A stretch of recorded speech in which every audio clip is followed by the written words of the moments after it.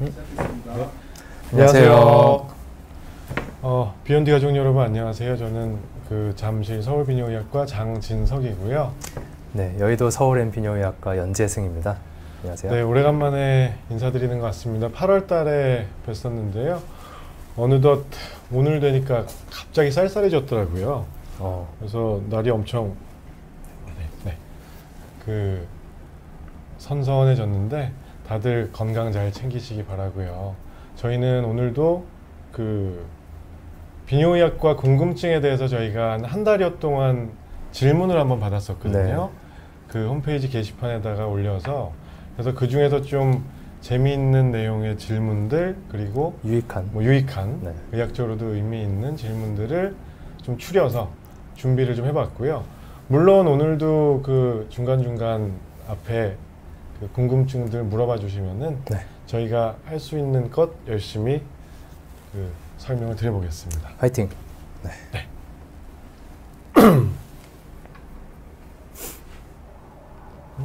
뒤에가 꺼진 건 아니죠? 네. 화면이 네, 화면이 이제 나왔고요. 중간에 언제든지 궁금하신 거 물어보시면은 바로바로 답 드리겠습니다. 윙? 네.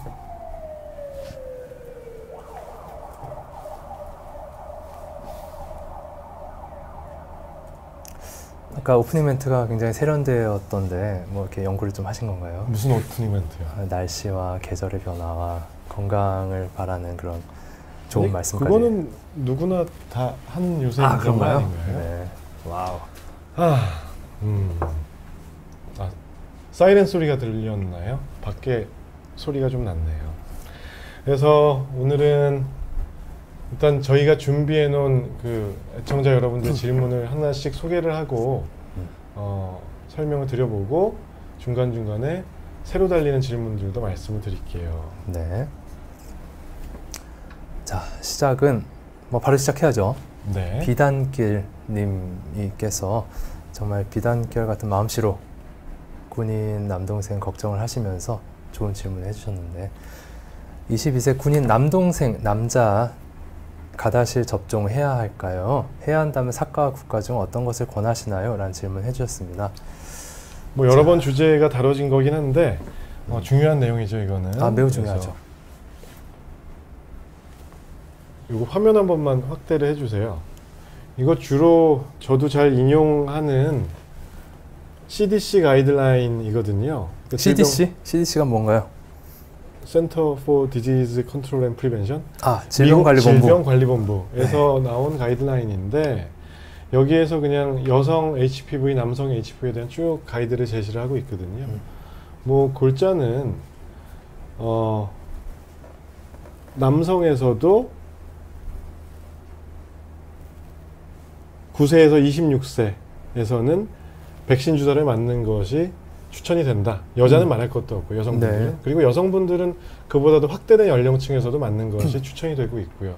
그리고 여기에서 또 나온 것 중에는 HPV 선별검사, 스크리닝 테스트가 있는데 여성에서는 있지만 남자에서는 정확도가 높은 검사는 없다. 이런 거를 예시를 들고 있어요.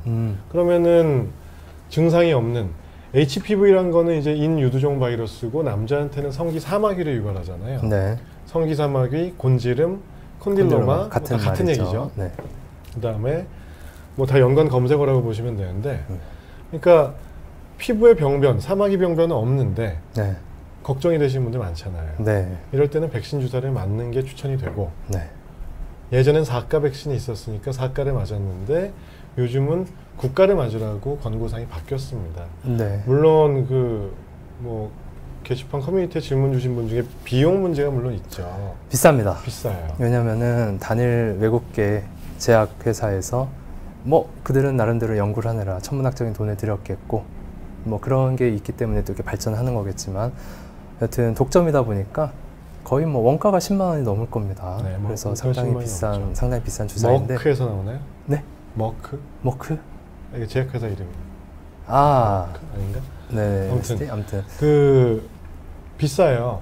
보통 예전에 지금 국가가 한 20만 원 네, 정도 그 정도일 텐데 3번을 맞아야 되는데 6개월 동안 026 네. 맞고 2개월 뒤에 한 번 맞고 처음으로부터 6개월 뒤에 한 번 맞는 게 정 스케줄. 빠르게 맞는다면은 014로도 네, 맞을 수 있는데 일단은 이 HPV 뭐 정보가 없으신 분들은 갑자기 무슨 얘기를 하고 있는 건가? 라고 얘기를 생각하실 수 있겠는데 HPV는 뭐 휴먼 파필로마 바이러스라고 해서 인간에게 사마귀를 유발시키는 바이러스이고요. 뭐 100여 종 이상이 밝혀졌다고 돼 있는데 네. 그중에 우리가 지금 관심 기울이고 있는 건 그중에 한 30에서 40여 종이 40여 가지가 있죠. 네, 걔들이 위치가 좀 다른 걸로 좋아하는 위치가 다른 걸로 되어 있습니다. HPV 1번 같은 경우는 발바닥 사마귀를 주로 만드는 걸 바이러스 종류로 되어 있는데 여튼 우리가 관심 기울이는 음부의 피부에 작용하는 게 한 30, 40여 종이 있는데 HPV에 그냥 적어도 한 종류 이상을 갖고 있는 남성 혹은 여성이 거의 30% 인구에 많게는 40%에 육박하는 걸로 되어 있고 50%까지 된다는 그렇죠. 연구도 국내 있어요. 연구인데 20, 30대 젊은 여성들 중에 49%가 적어도 한 종류 이상의 HPV를 갖고 있다고 할 정도로 굉장히 충격적인 얘기가 되는데 대다수의 사람들은 우리의 피부가 이렇게 약하지 않아서 아무 증상이 없습니다. 아무 증상이 없는데 또 시간 지나면서 바이러스가 나는 이 사람의 단단한 살갗을 뚫지 못하고 그냥 죽는다라고 하면서 없어지는 걸로 돼 있어요. 그래서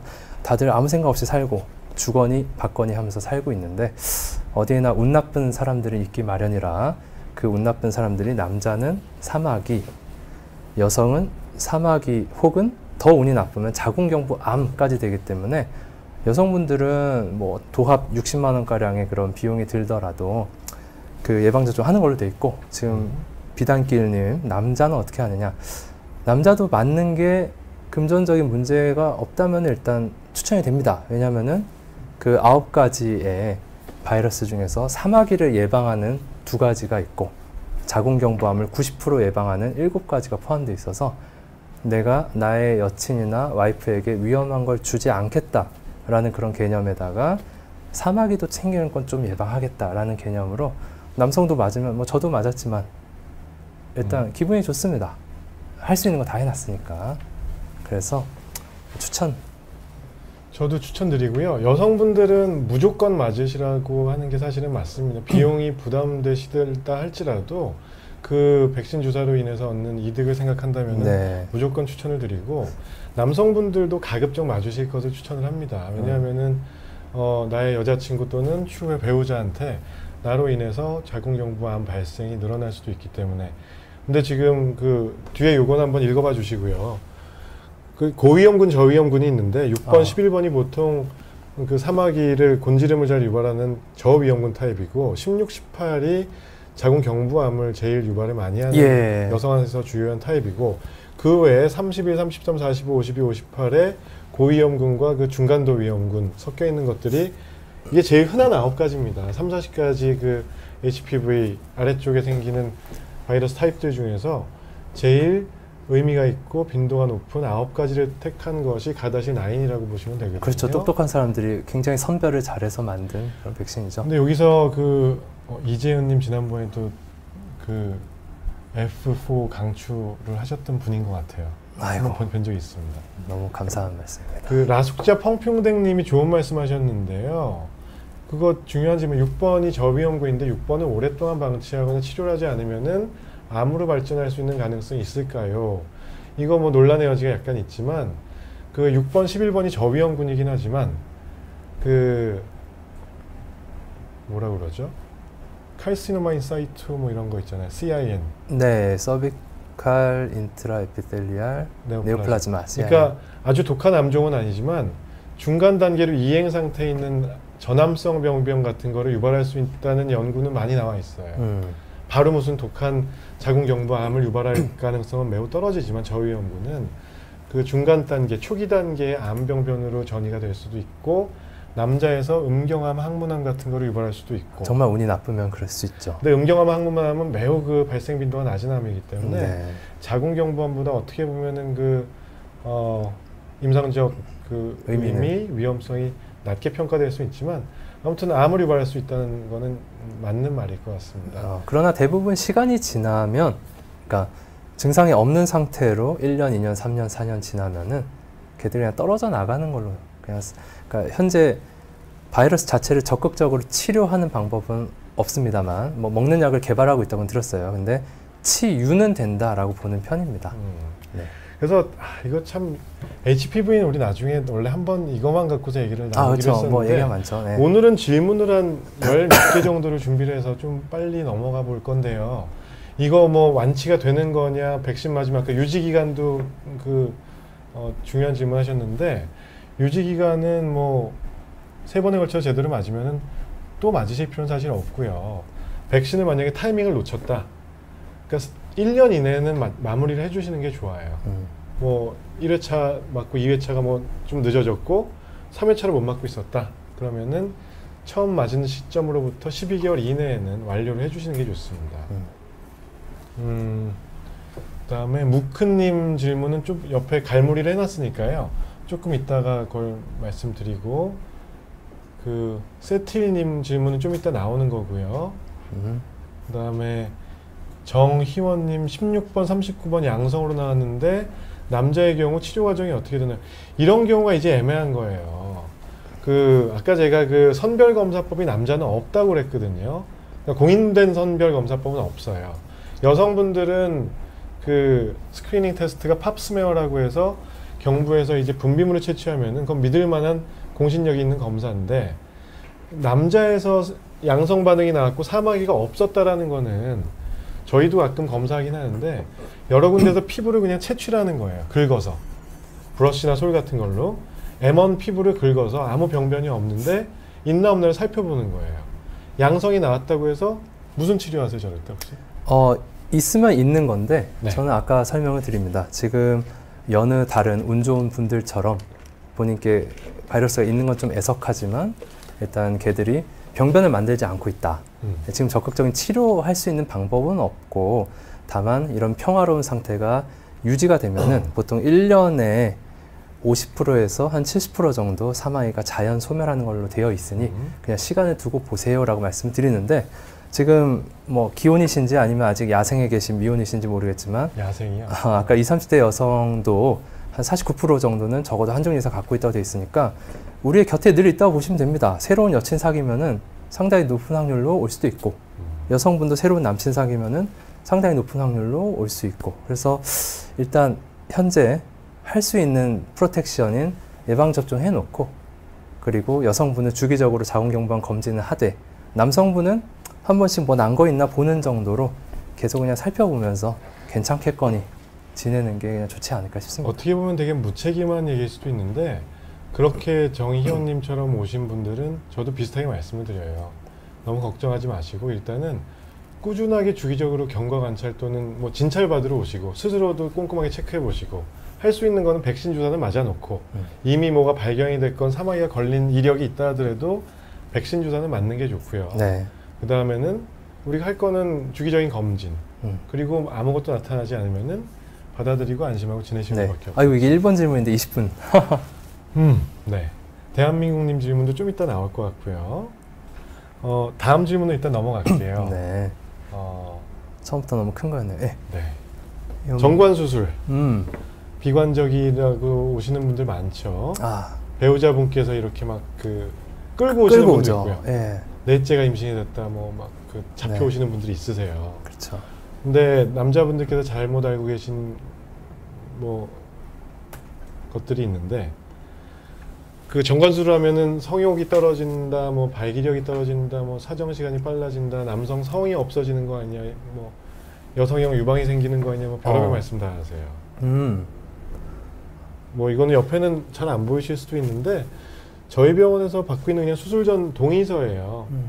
정관 수술할 때 저희가 부작용으로 설명드리는 거는 뭐 수술이니까 통증이 좀 있을 수 있고 염증이 생길 수 있고 출혈이 좀 올 수 있고 그다음에 정관이 막히면서 정자들이 배출이 안 되면서 뭐 정자 유가종이라는 걸 형성할 수가 있는데 큰 문제는 아니에요. 마치 송진이 굳은 것처럼 네. 땡글땡글하게 만들어질 그렇죠. 수 있죠.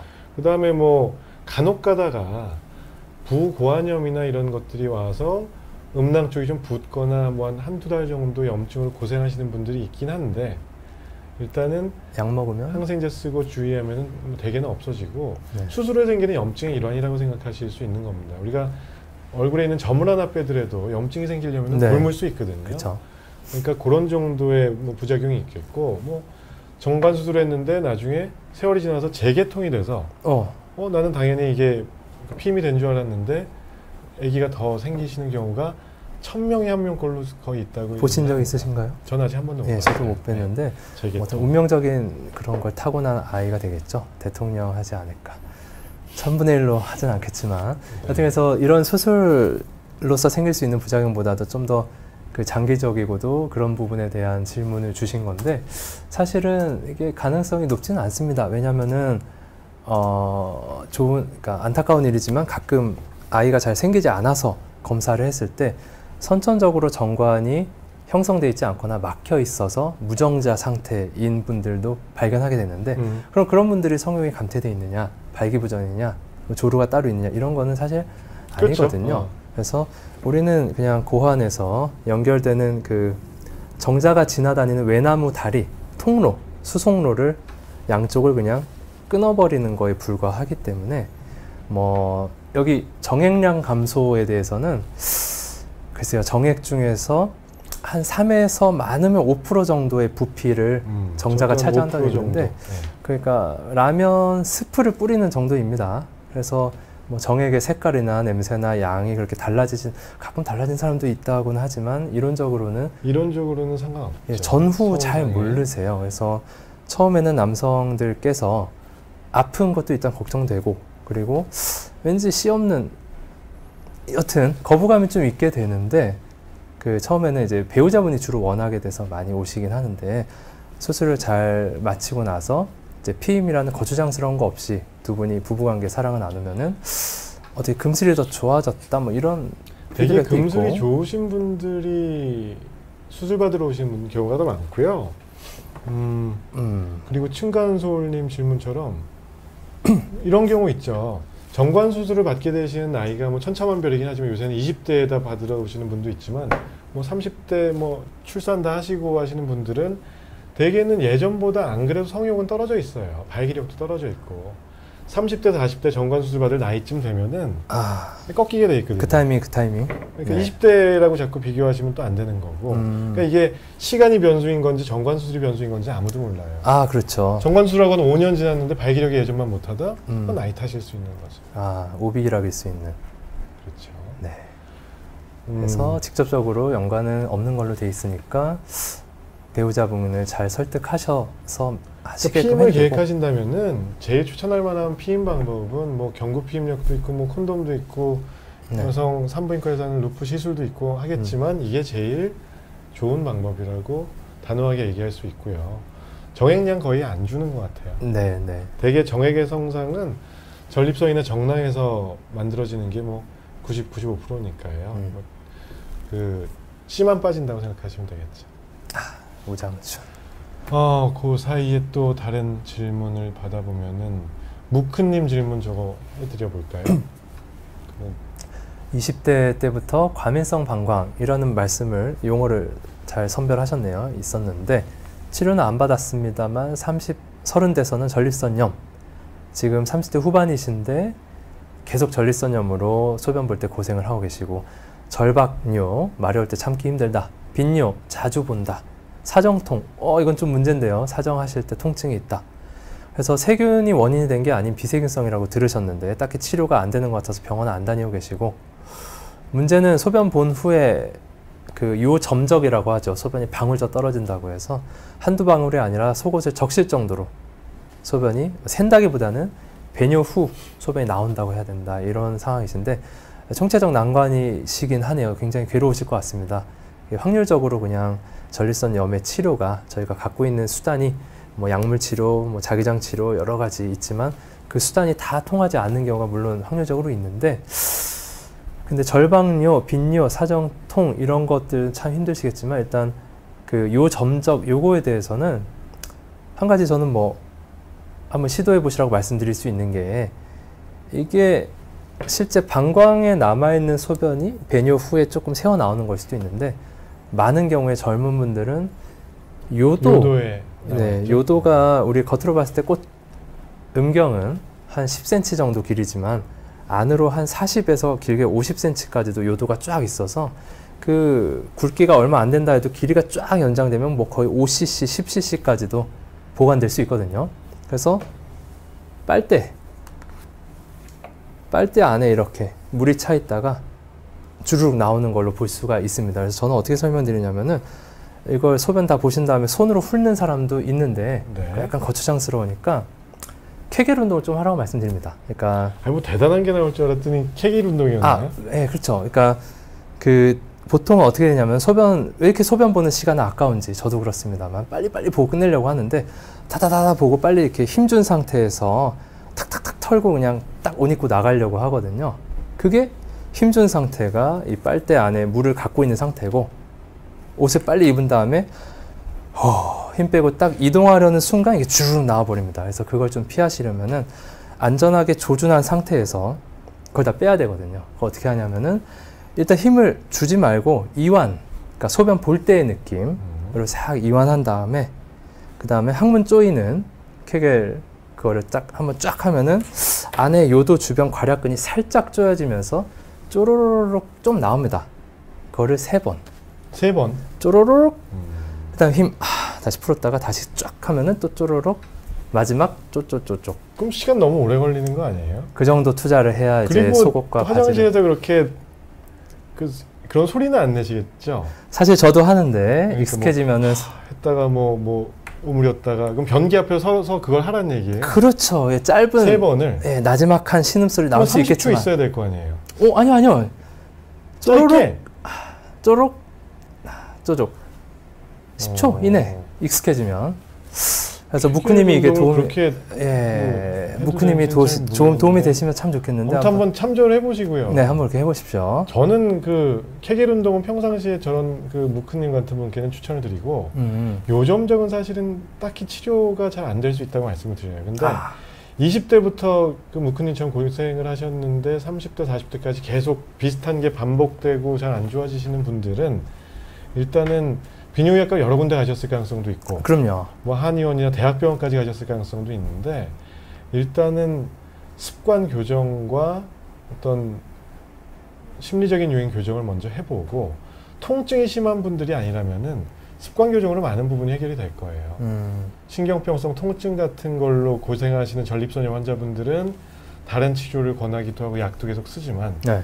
오로지 배뇨 문제만 갖고 계신 분들은 약을 쓰되 습관 교정에 도움되는 약을 쓰고 염증약은 너무 세게 쓰지 말고 네. 과민성 방광약이나 뭐 그 알파 차단제 같은 소변 시원하게 나오는 약을 쓰면서 뭐 좀 참았다 보는 거, 물 많이 마시기. 좀 참았다가, 그렇죠. 뭐 배뇨 일지 쓰고 그런 거를 꾸준히 해서 아래쪽에 좀 신경을 끄고 지내셔야 돼요. 그래서 보통 그렇게 말씀을 드리고요. 또 다음으로 넘어가 보겠습니다. 다음으로 넘어갈까요? 대한민국님 포경 수술 이따가 나오는 얘기겠죠? 네. 예. 자, 이 어떤 이거 이제 그 다음 질문인 거죠? 네. 슈스님께서 여자친구분과 첫 경험을 하려고 하는데 어떤 그 삽입 위치를 못 찾아서 실패했다. 그럴 수 있죠. 네. 혹시 무슨 노하우가 있으신가요? 아이고, 일단 슈스님께서는 네. 정말 경건하게 축하를 드리고 얼마나 좋은 일을 여자친구분과의 사랑을 이제 나눌 수 있게 됐다라는 게 굉장히 또 좋은 일일 수 있겠는데요. 처음에 다 시행착오가 있을 수 있죠. 그죠. 그러니까 무엇이 문제느냐? 그러니까 남자. 이거는 참고로 네. 연재근 선생님 적어주신 노하우예요. 그게 무슨 말씀? 저는 옆에 그림을 첨부했고요. 요거를. 네. 저는 이제 이걸 보면서 설명을 이렇게 드리려고 했는데. 네. 노하우가 있다고 하시길래. 이렇게. 노하우가 있다기보다는요. 일단 남성분들은 그러니까 다 자기가 갖고 있는 걸로부터 비롯된 정보밖에 없다 그렇죠. 보니까 잘 모를 수가 있는데 남자는 딱 서 있고 그러니까 딱 서 있으면은 뭐 이따가 또 질문글이 있지만 적당한 각도로 이제 발기가 되는 거죠. 그래서 여성도 마치 그것에 대응되는 것처럼 바로 앞에 질이 있고 바로 이렇게 딱 합치되면 될 것 같은 생각이 들 수 있겠으나 사실은 생각보다 여성의 질 입구가 물론 개인 차이가 많이 있겠습니다만 훨씬 더 좀 아래쪽, 좀 더 아래쪽, 그러니까 좀 더 학문이라고 생각되는 쪽으로 차츰차츰 찾아봐야 될 수 있겠고요.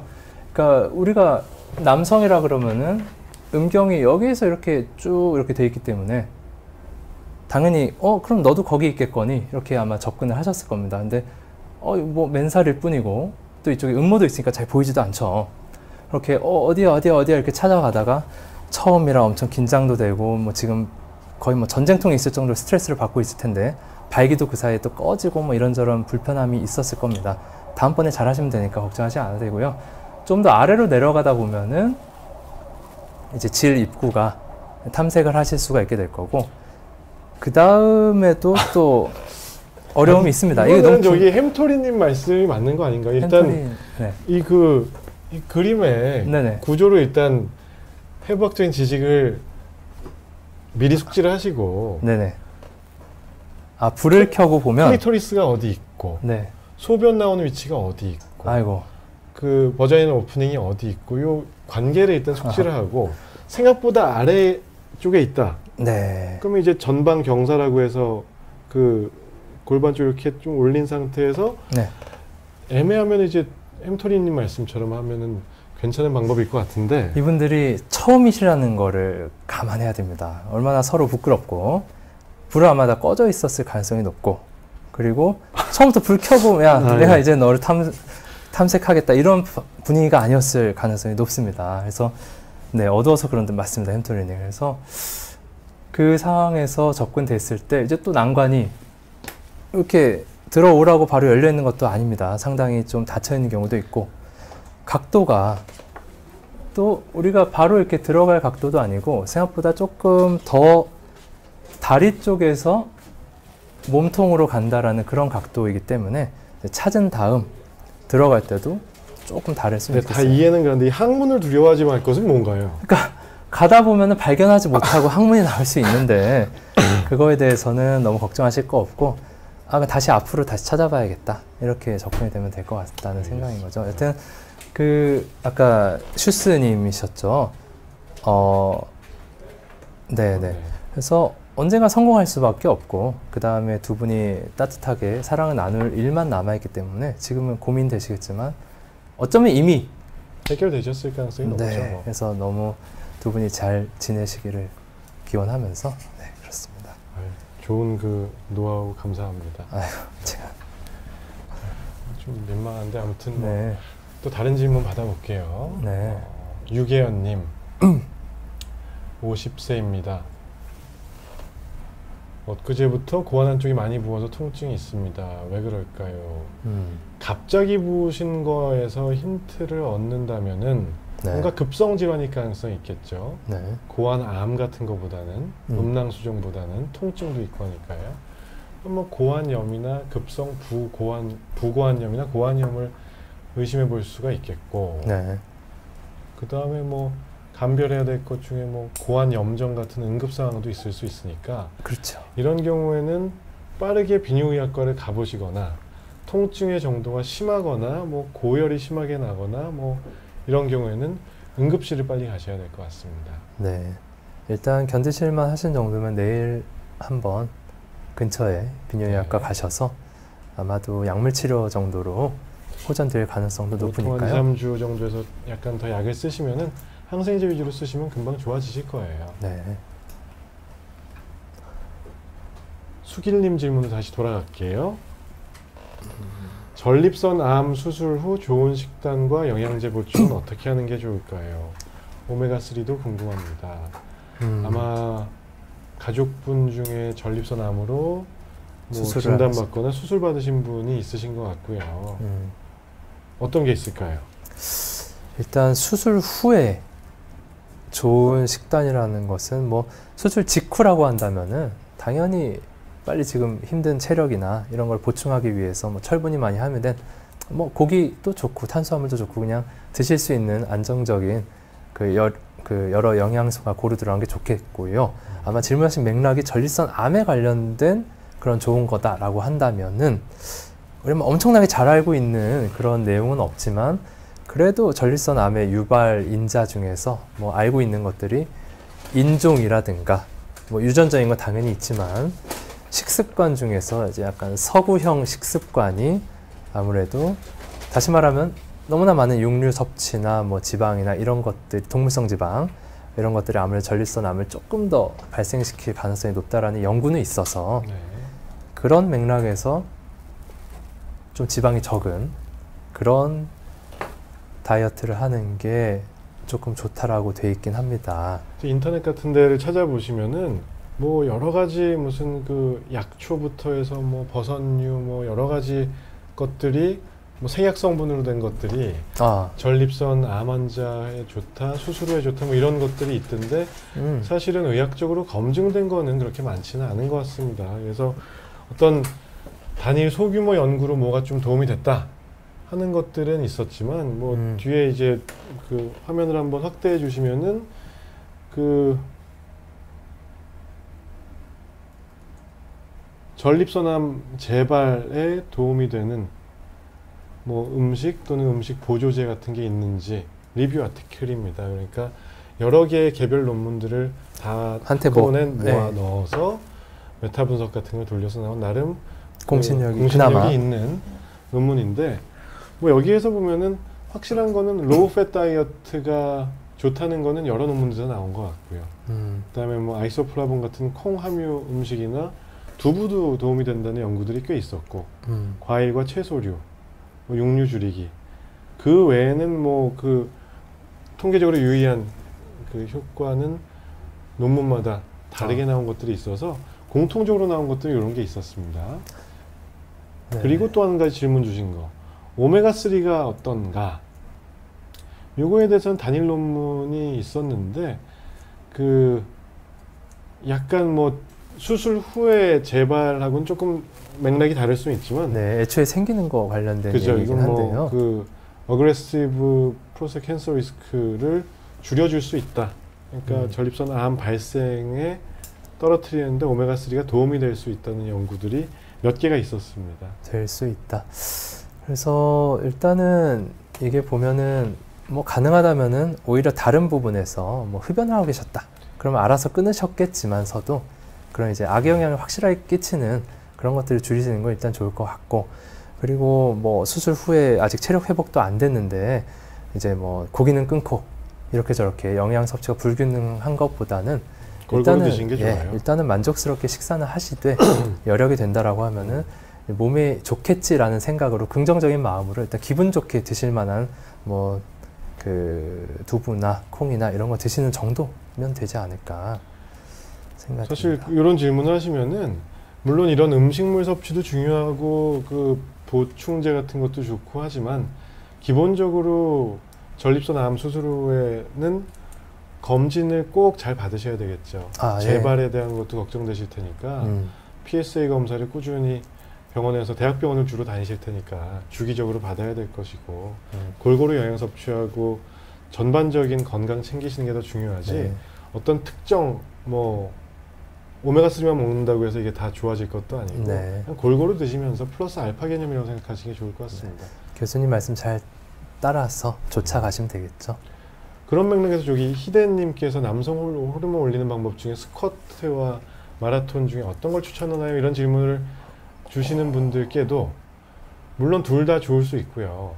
근데 남성 호르몬 올리는 방법은 술, 담배, 커피 줄이고 그냥 규칙적으로 생활하고 수분 섭취 충분히 하시고 잠 충분히 주무시고 이런 게 더 1순위일 거고요.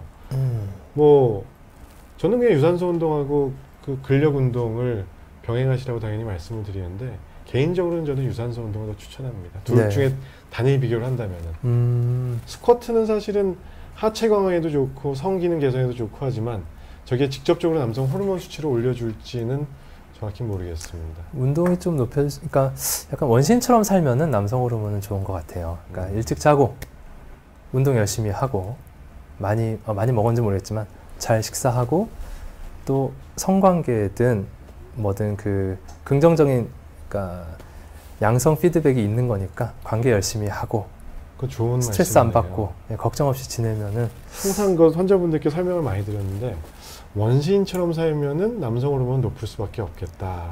예, 근데 과로, 스트레스, 뭐 오래 앉아 있는 것도 안 좋을 수 있잖아요. 저희도 다 알면서 드리는 말씀입니다만 현대 도시인으로 살면서 그러긴 참 힘듭니다. 혹시 그렇게 해서 또 남성 호르몬 주사를 맞으십시오 이렇게 권하시는 건 아닌가요? 저는 남성 호르몬 주사는 그냥 일단 부스트 정도의 효과로 혹은 연령이 있으신 분들 그 남성 갱년기 왔을 때 너무 적응이 안 되니까 갑자기 눈물이 나고 그래서 연착륙 시키는 정도로 그냥 사용하시라고 말씀드리는데 그렇죠. 그 다음인가요? 네. 저쪽 질문은 좀 이따 드리고 네. 전님의 질문. 성관계와 오줌의 관계성에 대해서 알려주세요. 아, 발기하다 흥분이 가라앉을 때쯤 오줌이 나올 것 같은 느낌이 드는데 여자친구도 오르가즘에 돌아다닐 때 오줌을 누는 느낌이 든다고 합니다. 이거는 남녀가 조금 다른 얘기일 수는 있겠는데요. 그리고 모든 남성, 여성이 다 이런 걸 경험하시는 거는 또 아닐 수도 있겠고 네. 일단 남성의 경우에는 어떤 메커니즘으로 가능할 거라고 생각하시나요? 일단은 우리가 흥분을 해서 뭐 그 오르가즘을 느끼고 사정을 한다는 거를 보면은 네. 그 중추 신경하고 밀접한 연관이 있잖아요. 네. 그리고 오르가즘 측면에서 본다면은 그쪽을 다 주관하는 이제 센서리 너브가 감각신경이 음부신경, 네. 푸덴달 너브라고 하는 그쪽이 보통 여성의 뭐 클리토리스, 남성의 음경, 뭐 회음부, 네. 항문 쪽, 네. 그다음에 뭐 요도 질입구, 네. 네. 뭐 익스터널 스핑터, 그러니까 뭐죠 그 외괄약근 예. 그런 광범하게. 데 다 광범위하게 아래쪽에 그 관계를 하는데 소변이 나오는 통로하고 정액이 나오는 통로는 같잖아요. 남자에서. 그렇습니다. 네. 그래서 자극이 되는 것도 그런 건 자극 때문에 이런 그 오르가즘과 소변 느낌이 비슷하게 느껴질 수도 있고 그 다음에 뭐 정액이 나오면 자극이 되면은 푸덴달 너브가 자극이 되면은 뭐 아세틸콜린 같은 신경 전달 물질이 분비가 될 수가 있고 네. 그게 촉진이 되면 오히려 좀 약간 우리 배뇨장애 있을 때 그 요폐 유리나 리텐션처럼 약간 오줌 마려운 느낌 같은 거를 유발할 수가 있다는 거죠. 네. 근데 모든 남성들이 이걸 경험하시지 않을 그럼요. 수도 있는데 이거는 극히 뭐 그 조사가 된 거는 못 찾았는데 그 모든 남성들이 경험하는 것도 아니고 네. 모든 여성들이 경험하는 것도 아니고 네. 질문을 주셨으니까 굳이 이것도 사실 어떤 가설일 수 있고요. 네. 명확하게 뭐 이게 입증될 수 있는 사실은 아니지만 아무튼 정액 나오는 부분, 소변, 오르가즘 되게 밀접합니다. 그렇죠. 나쁘다는 얘기도 아니고 혹은 어쩌면 안 그러시다가 갑자기 그러면서 뭐 배뇨 장애 증상이나 통증이 있다라고 하시면 어쩌면 전립선염증이 생기신 것일 수도 있고 전님께서 근데 뭐 물론 아닐 가능성도 있겠습니다. 그래서 그리고 햄토리님 말씀도 맞아요. 관계를 하게 되면은 질 쪽으로 이제 어떤 삽입이 이루어지면은 네. 그 상방향에 있는 요도, 네. 요도가 자극이 돼서 거기에 있는 아까 음부신경이 자극이 되기 때문에 물리적으로 자극이 되겠죠. 아, 여성의 경우? 여성의 그렇죠. 경우. 네, 그렇죠. 네. 얼마든지 그래서 할 수 있죠. 요도 또는 방광이 자극돼서 그런 것도 있을 수가 있겠죠. 그런 거를 교과서에 그냥 나와 있는 내용이라서. 네, 남성의 이제 사정하는 그 과정 중에서 뭐 누정 그리고 직접 사정. 누정은 수출. 정액이 이제 새어 나왔다는 얘기죠. 그렇죠. 시작부터 쭉쭉이 아니라 그 정액이 보관되는 그 요도의 좁은 공간에서 이렇게 쫙 모였다가 사정하는 순간에 근육이 강력하게 수축하고 방광으로 가는 길은 쪼여지고 쭉 하면서 이렇게 나오고 그때 그 차는 듯한 팽만감으로 또 그 극치감을 느끼기도 하고 오르가즘을 느끼기 이렇게 되는 건데 그 과정에서 전립선이 자극되거나 해서 이제 요의나 뭐 이런 걸 느끼는 경우도 있을 수 있겠습니다. 전에 이제 소변, 대변 이런 거 얼마나 번거로운 일인가요? 개체에게. 개체예요. 네, 우리가 새 조류처럼 날면서 아무 생각 없이 소변, 대변을 섞어서 그냥 찍찍찍 싸는 그런 동물이 아니라 계속 살면은 대변과 소변은 지속적으로 만들어지는데 그 이제 보관할 공간이 필요했던 거고 그게 방광과 직장이겠죠. 무슨 얘기하려고 그러신 거예요 지금? 그래서 저는 약간의 마무리가. 보상, 그러니까 그런 소변 나가는 길과 대변 나가는 길 그리고 우리가 그 어찌 보면 큰 쾌락을 느끼게 하는 그런 음부신경, 다 이렇게 공통되면서 포진이 신경이 발달돼서 거기 이노베이션 돼 있다는 게 일종의 보상성 즐거움을 주는 것 같아요. 소변 볼 때 시원하게 보면 기분이 좋지 않나요? 그게 성감까지는 아니지만, 그러니까 요도염이나 이런 게 있어서 불쾌하고 아플 때가 말고, 일단 소변 마려울 때 이렇게 따다다다닥 가서 소변 팍 시원하게 보면 시원하고 기분 좋다. 그게 막 기모찌까지는 아니더라도, 그래서 그런 부분과 연계성도 어느 정도 조금 있을 것 같습니다.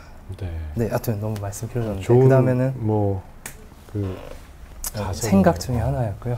그런 생각하기도 쉽지 않은데 말입니다. 그죠? 소변에 관심이 많아서. 비뇨기과 의사로서 그런 생각도 해주시고 참 참신하네요. 이것은 무엇인가요? 그래서 아까 여성분도 여자친구분도 오르가즘 느낄 때 오줌 누는 느낌이 든다고 해서 뭐 리뷰 아티클 또 하나 찾았는데 어떤 관계할 때 여성분들 분비물 나오잖아요. 그런 경우도 있고 아닌 경우도 분비물이 나올 때도 있고 어떤 뭐 동영상 같은 데 보면은 뭐 이제 분비물인데 양이 되게 어마어마하고 동영상이요. 네, 그러니까 아까 여기도 그 야동에 대해서 아까 질문 주신 분도 있었어요. 그러니까 그런데 보면은 뭔가 이게 분비물인가 뭐 오줌인가 뭐 섞인 건가 알 수 없는 그런 거에 대한 거 여기에서도 그 어떤 그 오르가즘의 섹슈얼 어라우설의 어떤 발로로서 버자이널 루브리케이션 약간 분비물 윤활액이 나오는 건 당연한 얘기겠죠. 그건 당연하죠. 그와 더불어서 female ejaculation이라고 하는 게 이제 여성 사정. 여성도 사정을. 그 다음에 코이탈 인컨티넌스는 관계 시에 오줌이 새는. 뭐 그런 거를 뭐 분석을 한 논문들을 또 시스템이 리뷰를 해봤더니 애매한데 어떤 데서는 오줌이다, 어떤 데서는 이거는 그 분비물이다, 섞여 있는 거다. 근데 그 대개는 같이 나오는 분비물 액이 그 소변처럼 많이 나오는 데에는 소변의 포션은 무조건 들어가 있는 거죠. 그렇지요. 그래서 이것도 아까 오르가즘과 소변과의 어떤 밀접한 관계를 설명하는 논문들은 많은데 뭐 오줌이 나올 수도 있다.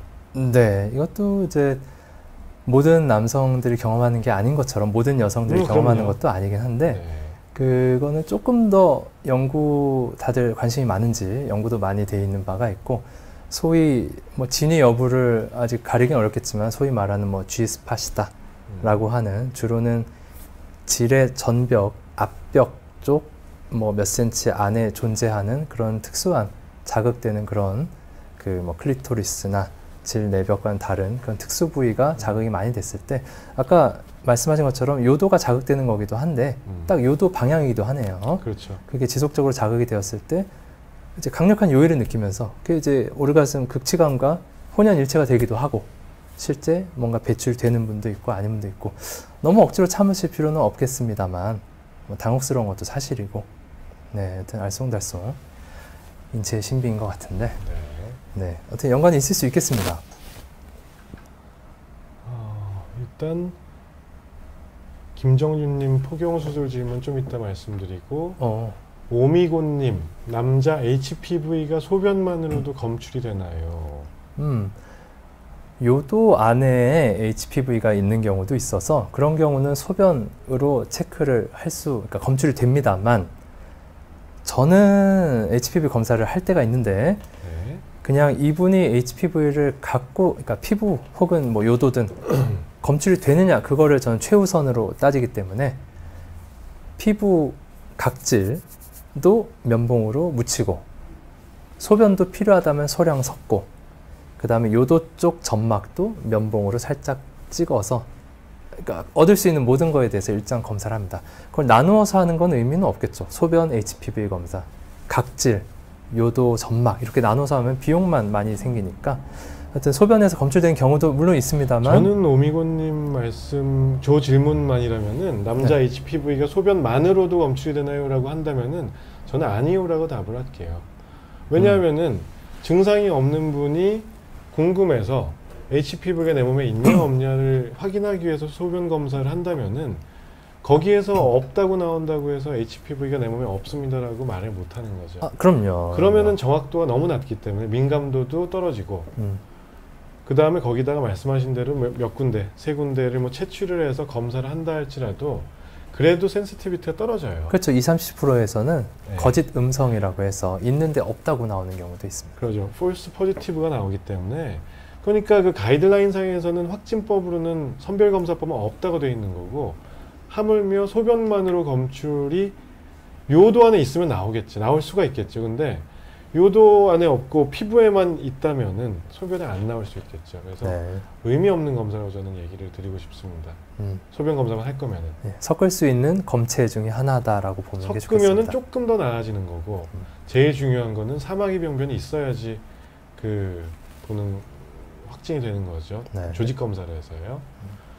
반전호님, 전립선 비대증 치료는 뭐 이건 진단이 만약에 됐다면은 혈압당뇨처럼 만성 질환이기 때문에 꾸준히 약을 쓰면서 습관 교정과 식이 조절 같은 게 필요할 것이고요. 아주 크신 경우에는 뭐 수술을 요하는 경우도 있겠죠.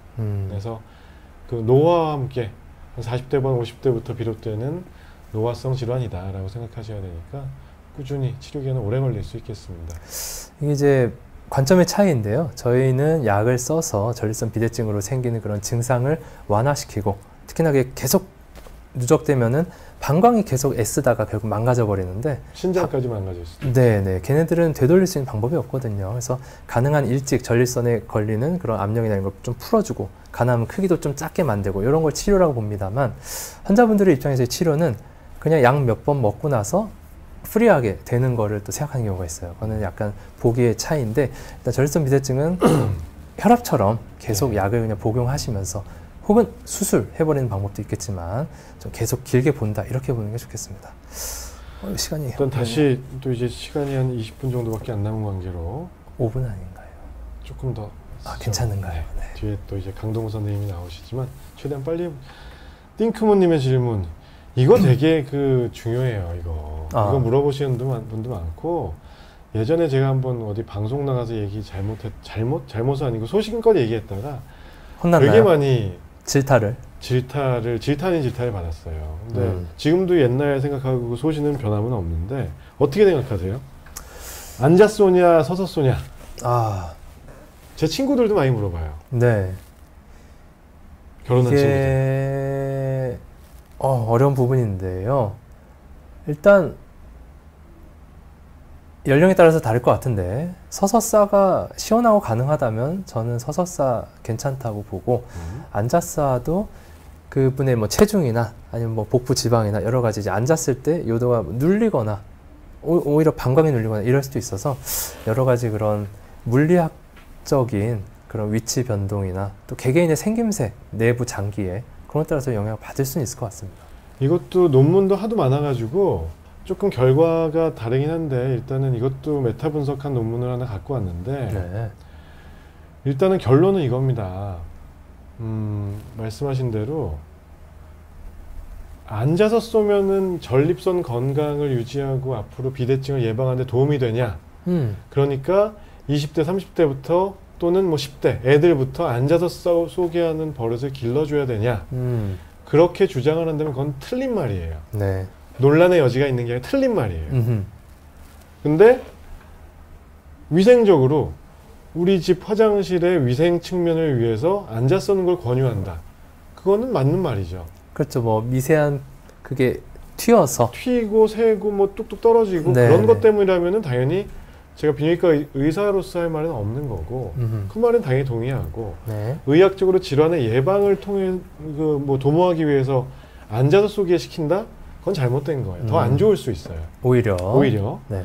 왜냐하면 습관이 10대, 20대부터 이렇게 앉아서 싸는 버릇이 들리면은 거기에 익숙해지면요. 습관이라는 게 무서운 게 나중에 진짜로 그 서서 싸야 될 환경도 있잖아요. 그럼요. 공중 화장실에 뭐 이럴 때도 있고 영화가. 나이가 더 들었을 때 네. 서서 못 봅니다.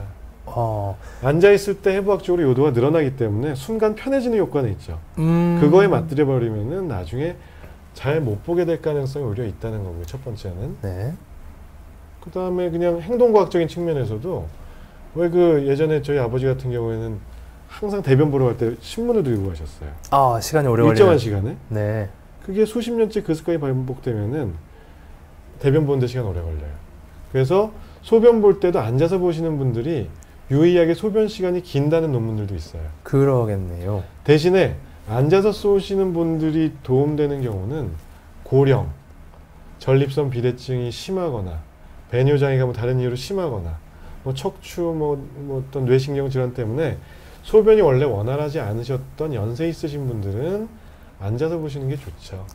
요도가 늘어나니까 어쩔 수 없는 선택인 그럴 때는 거군요. 서서 보다가 괜히 잔뇨 많이 남고 아까 얘기했듯이 그러면 방광 망가지고 신장 망가지니까 네. 그런 경우에는 앉아서 보시라고 하지만 그러니까 그냥 저도 이제는 이런 거에 막 그 강력하게 말씀 안 드리고 네. 뭐 그 의학적인 내용은 설명을 드리고 알아서 판단해서 하시라고 하죠. 뭐. 저는 참고로 집에서 어린 딸내미가 있기 때문에 네. 서서 싸고 아래를 닦아 놓습니다. 아, 네. 절충안이 절충하네요. 훌륭하네요. 네. 좀 귀찮긴 한데 뭐 아무튼 그래서 서서 무리 없이 배뇨되는 분은 건강을 위해서 굳이 앉아서 보실 필요까지는 없고 네. 다만 이제 배뇨하는 게 조금씩 약해지는 어르신들이나 전립선 비대증이 있는 분들은 잔뇨를 줄이거나 배뇨를 좀 원활하게 하기 위해서라도 앉아서 보는 게 하나의 선택은 될 수 있겠군요. 네. 네. 아, 이것도 뭐 거의 1시간짜리 주제인데. 야간요입니다. 네. 안익수님. 어우.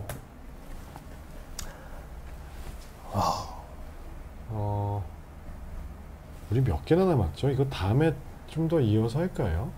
오늘은 잠깐만요. 몇 개나 남았는지 보고 포경수술 질문 얘기는 많이 나왔어요. 요거 하고요. 네. 저희가 10시 반까지 하셔도 10시 반이요? 아, 그런가요? 일단 그래도 좀 모자랄 것 같긴 한데요. 일단은 핵심만 일단은 보죠, 뭐. 오늘 뭐 해놓은 건 최대한 해보고 앞에 질문 주신 분들 건 다 말씀을 드려야 될 것 같아서요. 네. 야간요. 안익수님에 대한 정보가 저희가 없어서 그런데 환자분의 나이, 기저질환 이런 게 일단 중요하실 것 같아요. 밤에 소변 보러 깬다는 게 소변 때문에 깨는 건지 내가 잠을 깨서 소변을 보러 가는 건지 그리고 밤에 화장실 가서 오줌을 누면은 그 양이 많은지 적은지도 중요한 내용이거든요. 그리고 뭐 혈압, 당뇨, 또 전립선 비대증, 뭐 이런 기저질환 또는 뇌신경병변 뭐 이런 분들은 증상이 더 심하게 나타날 수 있고 네. 연세가 이제 그 노화가 진행되면은 수면 리듬 사이클도 바뀌기 때문에 네. 야간요는 필연적으로 올 수밖에 없고요. 와, 너무 복잡하네요. 야간요라는 거는 어떤 게 정상인가요? 없는 게 정상이겠죠. 없는 게 정상이겠죠. 네. 근데 너무 많은 사람들이 이것 때문에 고생하기 때문에 고령인 분들은 한 번까지는 참 잡기가 힘들다. 이렇게 저희들끼리 한 7, 80대 되시면은 2번 정도는 사실 평균이라고 말씀을 드립니다. 음. 그리고 예전처럼 어르신들은 그 20, 30대처럼 뭐 8시간, 10시간 잠을 주무시라고 해도 통잠을 못 주무세요, 어차피. 네. 그래서 우리가 통잠. 약을 쓰기에 이제 그 앞서서 습관 교정을 저는 맨날 강조를 드리는데 요 NTWR 뭔지 아시죠? 이 무엇일까요? 이거 콩글리시일 것 같긴 한데. 콩글리시죠. 이거 그 우리 의국대 우리 교수님 네. 쓰시던 거잖아요. 나이트 타임에 워터 리스트릭션. 물을 야간 제한한다. 수분 섭취 제한. 네. 이거 무슨 공식 용어 아니고요. 네. 저희 그 어떤 교수님께서 곽모 교수님께서 항상 이렇게 약어로 써놓으셨고 타임드 보이딩은 시간 맞춰 배뇨하기. 그러니까 주간에는 3시간에 한 번씩 오줌을 쌀 수 있게 방광 힘과 이런 습관을 길러주고 네. 자기 전에 한 2시간 정도는 금식, 과일도 네. 줄이고 물도 줄이고 아무튼 야간에 오줌 때문에 깰 만한 소지를 스스로 줄여보는 게 1순위고요. 그다음에 숙면을 저해할 수 있는 환경이 있다면은 뭐 그거를 좀 고쳐주셔야 될 거고요. 스트레스. 네. 그래서 저는 일단 정리를 해서 말씀드리는 게 야간요라는 게 크게 3가지 때문에 생긴다고 뭐 크루드하게 볼 수가 있고 이 하나하나가 무조건적인 원인이 된다라기보다는 보통 복합적으로 옵니다. 이것도 있고 저것도 있고 같이 조합돼서 결론적으로는 밤에 깬다라는 결론이 생기는 건데 이게 아까 장 원장님께서 말씀하신 게 다 녹아들어 있습니다. 일단 밤중에 많이 만들어지면 소변이 그럼 깰 수밖에 없습니다. 왜냐하면 우리의 방광의 용적이 성인 경우 한 300에서 400cc 정도로 보는 편이고 잠을 잘 주무시는 분들은 뭐 500cc, 많게는 600cc까지 뭐 참을 수는 있겠습니다만 3, 400이라고 가정했을 때 밤 동안에 그 이상의 소변이 만들어지면은 뭐 방광에 항우 장사가 오더라도 깰 수밖에 없겠죠.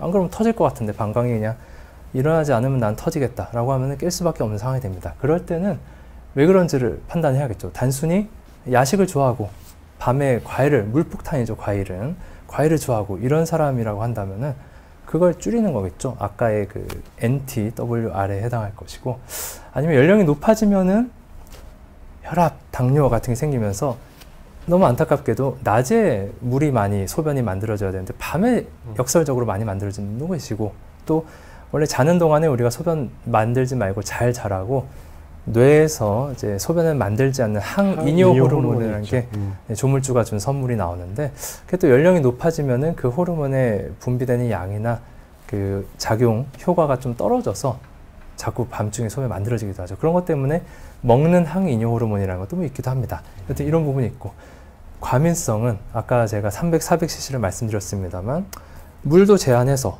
밤중에 뭐 100cc, 150cc밖에 안 만들어졌는데 꼭 3번을 깨서 50cc씩 쪼로록 보시는 분들이 계시죠. 너무 안타까운 일인데 그분들은 방광이 예민해서 50밖에 없는데 자꾸 깨버리는 경우가 있습니다. 그럴 때는 과민성 방광이신지 전립선염인지 뭐 다른 비대증이 있는지 잘 살펴봐서 뭐 방광 안정제 같은 거 드릴 수도 있겠죠.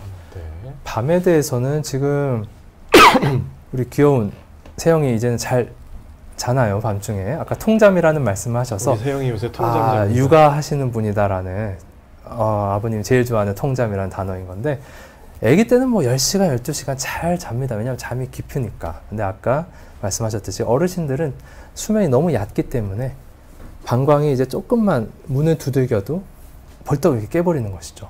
아기도 다 잘 자는 건 아니에요. 아, 그런가요? 돌 되기 전에는 얼마나 힘든데요. 그러니까요. 제가 실언을 했네요. 네. 그래서 이게 복합적으로 영향을 끼치니까 잘 어떤 게 원인인지 잘 살펴봐서 조금씩 개선해 보겠습니다. 요 관련해서 질문 주신 분들이 있으셔서, 세티리님 잠자기 시작 전 이것도 야간요 포함인가요? 그거는 야간요라기보다 오히려 과민성 방광에 해당된다고 할 수 있겠습니다. 심리적인 게 굉장히 심리적인 끼칩니다. 것이 아주 크고요. 특정 환경, 특정 시간대 뭐에 따라서 수시도 자꾸 많이 없다는 거는 과민성 방광이고, 이것도 치료를 받고 습관 교정을 하면 많이 좋아질 수 있으니까 병원을 한번 들러보시면 좋겠고요. 그 다음에 저희 PD님 조금만 올려주시겠어요? 저기 그 질문 위를 아까 뭐 비슷한 게 좀 내려가서 예. 이상훈님, 예나 땡 내비 땡 스테론. 이분은 아마 뭐 병원에 그 관련된 일을 하시면 되게 잘 아시는 베테랑이신 것 같은데, 아마 예나스테론과 내비도라는 호르몬 차이, 남성 호르몬 차이를 얘기하시는 것 같죠? 예나스테론은 반감기가 짧고 확 올랐다 확 떨어지는 남성 호르몬을 높이는 두 가지 제제가 있는데 현존하는 주사제 중이에요. 내비도는 반감기가 좀 길고 한 3개월 주기로 맞고 서서히 올라갔다 서서히 떨어져서 부작용이 상대적으로 적고, 예나스테론은 좀 초기의 효과를 빨리 볼 수 있는 장점이 있습니다. 스팀팩을 맞는 느낌으로. 네. 네. 요로결석이 있는 환자입니다. 윰둥이님, 오줌 쌌을 때 고통스러운데 물을 많이 먹고 불고 화장실 자주 갑니다. 자, 무슨 상황이실까요? 뭐 다양한 가능성이 있는데요. 진짜로. 무슨 말씀이실까요? 지금 요로결석은 원래 있으셔서 네. 지금 당장 아프신 분은 아니실 것 같고, 네. 아니 근데 소변 쌌을 때 고통스럽다고 하시네요. 네. 오줌 쌌을 때 고통스러우면 요도염 가능성이 있겠고, 요로 결석 때문일 수도 있겠고, 전립선 비대증이 있으실 수도 있고, 염증일 수도 있고, 그리고 돌이 방광 근처에 걸려 있을 때는 그죠? 자꾸 요의가 느껴지는데 가도 나오는 것도 없고 병원 가셔야 될 것 같은데. 이런 경우에는 빨리 가서 뭐 원인을 파악을 해보셔야 될 것 같습니다. 네. VL님 질환, 그 말씀하신 미세연료 잠혈의 원인은 조금 이따 나오는 양이 너무 많아요. 이거는 나중에 저희가 뭐 그 10월 초에라도 다시 한번 해서, 오늘 다 준비가 된 질문 중에 하나였는데 이거는 되게 중요한 내용이에요. 요 잠혈 때문에 걱정하시는 분도 많고, 요 잠혈, 미세연료, 현미경적 혈뇨 다 마찬가지 얘기인데요. 나중에 다시 한번 이거는 말씀을 정리해서 드릴게요. 네, 결석이 자주 왔던 경험이 있으시다면은 물론 원인이 될 수 있죠. 될 수 있죠. 네, 돌이 떼그락 굴러다니면서 안에 살을 까지게 만들어서 결석은 워낙에 자주 재발하기 때문에 지금 현재 VL님께서 신장 결석이 있으실 수도 있어요. 현 상태에서. 네. 그런 것 때문에 미세혈뇨 나오실 수도 있고요. 이동희님, 물을 많이 마셔서 깨는 것도 문제가 되나요? 그게 습관화돼 버리기 때문에 좀 문제가 될수 있죠. 불편하시겠죠? 깨면은. 그렇죠. 그리고 낮에 피곤하고. 네. 네. 그러니까 거의 이제 본인이 다 물을 많이 드심으로 인해서 많이 마셔서 그걸 보려고 깨는 건 어쩔 수가 없어요. 그건 방법이 젊은 분이시라면은 그 물을 줄이셔야죠. 아침과 낮에 드시면 됩니다. 저녁 식사 후에는 좀 줄이시고. 네. 네. 야식을 좋아한다면 어쩔 수 없고. 밤토리님, 연재승 선생님은 총각이십니다. 아, 네. 아까 뭐 야생이라고 하셨죠. 아이고. 밤에만 과민성 방광이 생길 수도 있나요? 과민성 방광이라는 진단명은 밤토리님 그 키워드가 급박뇨, 절박뇨, 오줌이 급한 거고요. 빈뇨. 그다음에 주간에 자주 마렵거나 밤에 깨거나 그게 다 정의 안에 증상 중에 들어가기 때문에 뭐 밤에만 생기는 분들도 있긴 있죠.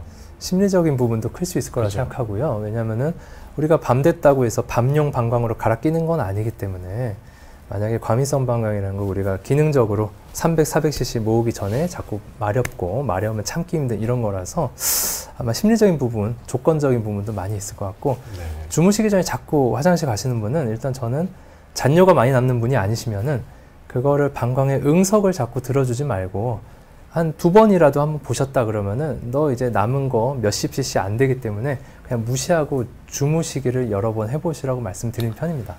좀 애석한 말이지만 저희 그 집에 와이프가 네. 자기 전에 화장실 정말 자주 갑니다. 아이고 걱정을 많이 끼쳐드리는 거 의사이기 아닌가요? 때문에 네네네. 그 뭐 약을 한번 써볼래? 아, 약 안 먹겠다. 좀 무조건 참아봐라. 제 생각에 약간 깔끔하신 분들이 그래요. 왜냐면은 저도 가끔 그렇게 느껴지는 데가 있는데 자다 깨면 어떡하지? 지금 좀 제일 비워야겠다. 가까운데 과민성 방광 환자가 있기 때문에 저게 얼마나 잘 안 고쳐지는지 아는데요. 세트리님 주간에 소변 참기가 기본이에요. 네, 방광 훈련. 약을 쓰기 전에 방광 훈련을 먼저 해보시는 건 좀 좋습니다. 배뇨 일질한 거를 스스로 한번 기입을 해보시는 거 좋아요. 내가 화장실에 몇 시에 갔고 계량 컵이나 뭐 비커 같은 거 있으시면은 오줌량을 체크를 해보시는 거예요. 그래서 며칠 정도를 스스로 기입을 해보세요. 하루에 몇 번을 갔는지 양이 얼마인지. 조금씩 자주 가는 게 제일 안 좋습니다. 한 번에 3, 400씩 쫙쫙 봐야지 시원하고 방광이 거기에 적응을 해야 모았다 보는 맛을 아실 거예요. 네. 김남성님, 흡연도 성기능에 영향을 아주 많이 주죠. 흡연. 선생님은 그 성기능 저하에 영향 미치는 우리 뭐 질환이나 뭐 이런 거 중에 우선순위를 뭘로 보세요? 기여도를? 일단 연령이겠고요. 네. 영향 끼치는. 그리고 뭐 나이.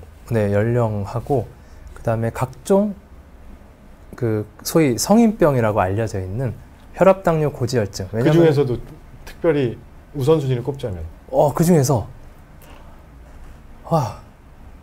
조절이 안 되는 경우는 당뇨인 것 같고 근데 혈압도 크게 영향 끼치는 게 왜냐면은 음경이란 게 거대한 신경, 혈관, 다발입니다. 그래서 발기가 일단 잘 된다 그러면 우리는 대체로 건강하다라고 볼 수 있는 것처럼 모든 이제 탑을 다 쌓고 마지막에 첼이 딱 올리는 게 발기이기 때문에 일단 뭐 발기가 젊은 사람이 많이 안 된다 그러면은 시민성 제외하고는 혹시 이 사람 젊은데도 불구하고 혈압 있는 거 아니야? 생각할 정도로 일단 성인병 혹은 혈관병 혹은 신경에 문제를 일으킬 수 있는 당뇨 이런 거랑 연관이 있는데 흡연도 역시나 니코틴 같은 것이 말초혈관에 갑자기 쫙 수축을 시켜버리죠. 네. 피고 나서 한 10분, 20분 지나야 서서히 펴지는데 이런 게 이제 반복되면은 아마 영향을 끼칠 수는 있을 텐데요. 근데 젊은 분들은 또 나이가 그걸 다 흡연은 안 좋아요. 저는 그 나이 당연히 나이고 지금 말씀하신 다 맞는 말인데 당뇨하고 흡연을 일단 1순위로 꼽습니다. 흡연을. 네. 당뇨 때문에 발견된 모든 성인병 중에서 당뇨가 1순위인 것 같고요. 후천적으로 습관 중에서는 흡연, 그 다음에 뭐 술, 운동 부족, 수면 부족 뭐 다 있겠지만 흡연은 너무 안 좋은 것 같아요. 그렇군요. 요거는 하도 질문이 많이 나왔었기 때문에 시간이 조금 오버되긴 했지만 그 프라우오님 질문, 폭용수술. 네. 아까 폭용수술 뭐 언제 하는 게 좋냐, 언제까지 성장을 하냐 아까 질문 주신 분들 많았고 26세 환자분께서 지금이라도 하는 게 좋을까요? 자, 우리가 이거는 일단 그리고 발기가 되면 불편하다고 얘기하는 아이한테 어떻게 설명해 주는 게 좋을까요? 이게 뭐죠? 이거 뭐 네. 2월 달인가요? 포경 수술에 대해서 한참 얘기를 했었죠. 갑론을박까지는 아니었고. 너무 열심히 하고 있네요. 막 그림 그리고 네. 선생님 이상한 손목 접고 그러고 계신데요.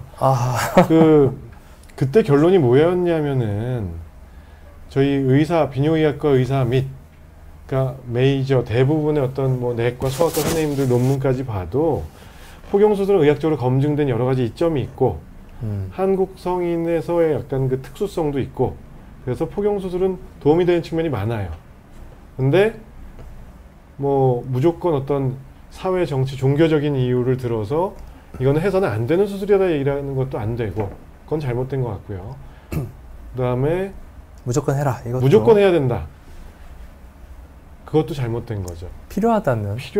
네. 필요하다면 하는 거에 대해서 두려움을 갖지 말고 해야 되는 상황인지는 비뇨기과 의사한테만 설명을 들어보시고 한다면 전문가한테 받으시면은 문제 없이. 그러니까 그런 극단적인 예들 얘기하시는 분도 있어요. 뭐 포경 수술하다가 뭐 음경을 잘라냈다더라, 사망에 이르렀다더라. 그러니까 예전에 저희가 방송했던 걸 한번 보시면은 그때 얘기했던 게 있어요. 포경 수술은 위생적인 측면, 그렇죠. 질병 예방 관리 측면에서 좋다는 거는 뭐 이게 무슨 뭐 음모론 같은 것도 아니고 뭐 검증된 거예요. 이견은 없습니다. 이견은 없어요, 그거는. 다만 이제 뭐 현대 도시인으로서 하루에 한 번씩 샤워를 잘 할 수 있고 그렇다고 하면은 반드시 굳이 깨끗하기 위해서 꼭 할 필요까지는 없다. 뭐 이럴 수는 있겠죠. 그러니까 그 반론들도 뭐 있죠. 그 연구들 뭐 아프리카에서 나온 뭐 에이즈 올린다는 거, 네. 우리나라는 위생적으로 깨끗하고 선진국인데 이런 얘기하시는 분도 있고 일리는 있지만 어찌됐건 에이즈, 매독, 뭐 헤르페스 그리고 뭐 아까 계속 나왔던 HPV, 예. 곤지름 같은 거 예방. 우리나라에 곤지름 많잖아요. 특히 곤지름이 포경 수술 안 한 분의 아주 많아요. 포피나 그러니까 반드시는 아닙니다. 음경 기둥이면은 또 다른 얘기인데 포피나 포피 안쪽에 귀두 안쪽에 네. 생긴 경우는 그리고 그렇게 재발이 생기면 잦아요. 재발도 흔하고 잘 없어지질 않아요. 네. 그러니까 안에 습하고 그런 환경이 네. 요도염도 그렇고요. 그렇죠. 그 균이나 바이러스나 뭐 이런 것들이 너무 좋은 서식처가 됐죠. 좋은 환경을 제공한다고 하기 때문에 그런 게 걱정이 되시고 하다면은 하는 게 좋겠고. 근데 너무 어릴 때 하지는 않죠. 아까 나이를 물어보셨는데 저희는 보통 3, 4학년짜리 오면은 나중에 좀 커서 오라고 합니다. 물론 아주 대견하고 대견. 강건하고 이런 애들은 네. 본인이 하고 싶어요 하고 참을 수 있어요 하는 애들은 해주죠. 그런 친구가 있나요? 뭐 형하고 같이 하느라고 3학년짜리가 같이 왔는데 하고 싶다고. 옛날에는 1, 2학년 애들도 많이 하고 태어날 때도 옛날에 했었는데 네. 그거는 인권의 어떤 보호 측면에서는 안 되고 이 수술을 내가 왜 받아야 되는 건지 이런 거는 환자 당사자도 알아야 될 문제인 것 같고요. 그래서 그리고 참을 수 있어야 되죠. 그렇죠. 울고불고 너무 힘들면은 애도 수술에 아프고 네. 성기가 너무 왜소할 때는 드레싱 소독도 잘 안 되고 빠지고 수술 후에 뭐 염증의 소지가 좀 올라갈 수도 있고 그런 걸 다 감안을 해서 시점을 결정을 하는데 대개 2차 정징이 시작될 뭐 만 11, 12세부터 정도 보기 시작을 해서 네. 20대 하는 경우도 그 있습니다. 이후에는 아무 때나 해도 돼요. 네. 그리고 요즘은 한동안 저희가 뭐 한 10년, 15년 동안 뭐 포경 수술 안 하기 운동 뭐 이런 것처럼 많이 감소를 했어요. 점점 네. 줄었죠. 요새 안 하는 사람도 많기도 많죠. 하죠. 네. 근데 아이러니컬하게도 저희 병원의 한 7, 80%는 어른 포경이에요. 애들 포경보다. 20대가 돼서 군대 가기 전에 하거나 아니면은 뭐 여자친구 사귀고 나서 하거나 결혼 전에 하거나. 왜냐하면은 스스로 이제 성생활을 해보고 하니까 네. 균이 자꾸 걸리더라. 냄새가 나더라. 뭐 피지 같은 게 끼더라. 네.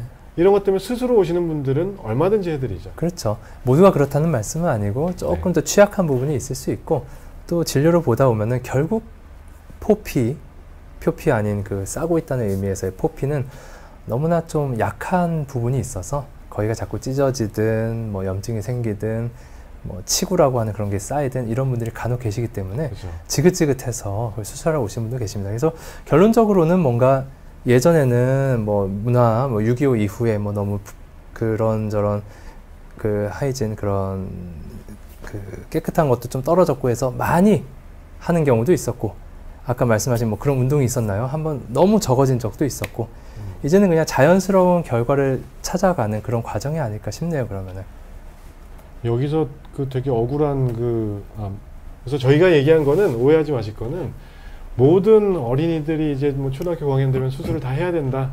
절대로 아니고요. 그건 아이가 직접 판단할 문제이고 부모님과 상의해서 할 문제이고, 근데 뭐 이거를 뭐 해서는 안 되는 수술로 호도하는 건 잘못된 것 같고, 네. 뭐 비뇨기과에서 이거를 뭐 매출 올리기 위한 수단으로 생각하는데 이거 절대로 아닐 거예요. 이거는 시간이 진짜로 드는 시간 수술이라서. 대비 비용과 이런 거는 성형수술 같은 거 생각하면은 어떻게 보면 되게 저도 뭐 안 해도 되는 경우면은 아유 하지 마십시오 막 이렇게 하는 편이에요. 네. 너무 노력과 스트레스와 세심한 소독을 저희가 일주일 뭐 열흘 동안 거의 매일 보거든요. 네. 그래서 뭐 그런 걸 감안하면 그런 것도 오해는 안 하셨으면 좋겠고요. 그렇죠. 예쁘게 만들어주려고 굉장히 신경을 쓰다 많이 보니. 합니다. 그 다음에 폭용수술 아까 발기할 때 좀 불편감 느끼는 것 같다라고 애들이 얘기하면은 이거는 그냥 몇 살이냐에 따라 다르겠지만 이제 그냥 결국은 사필 규정, 나중에 적절한 자신의 그런 성적 그런 느낌을 찾아가겠지만 처음에는 당혹스러울 수 있는. 몇 살이 중요하겠죠. 그러니까 아기들 또는 뭐 10살 미만에서도 발기가 돼서 온다고 하는 경우가 있잖아요. 뭐 사춘기 이후면은 뭐 말할 것도 없고요. 10살이면 자위도 할 수 있는 이른 친구들은 너무 일렀나요? 네, 알겠습니다. 아이고, 네. 네. 만 10세. 네. 그래서 이런 경우에는 뭐 병적인 상황만 아니면은 아까 또 질문 누가 주셨는데 답을 못 드렸는데 발기가 지속되면 아프냐고 물어보셨는데 발기가 너무 오래 지속되는 뭐 발기 지속증, 프리아프심 같은 게 소아에서도 올 수 있고 어른에서 물론 아플 수 있죠. 그럴 때는 계속 단단하게 있을 때는 괴사될 수 있거든요. 그래서 아기가 아프다고 하면은 너무 장은 시간 단단해져 있는 건 아닌지 또는 최근에 어떤 약물을 쓰고 나서 이런 게 온 게 아닌지 정도는 감안을 해보시고 그게 아니라 그냥 잠깐 단단해졌는데 좀 느낌이 안 좋아요 뭐 이렇게 표현을 하는 정도면은 안심시켜 주시고 뭐 그냥 거기에 익숙해져야 될 수도 있고 나중에 경험을 계속 할 수도 있는 거니까요. 커가는 과정이야 괜찮단다 이 정도면 괜찮지 않을까 싶긴 합니다.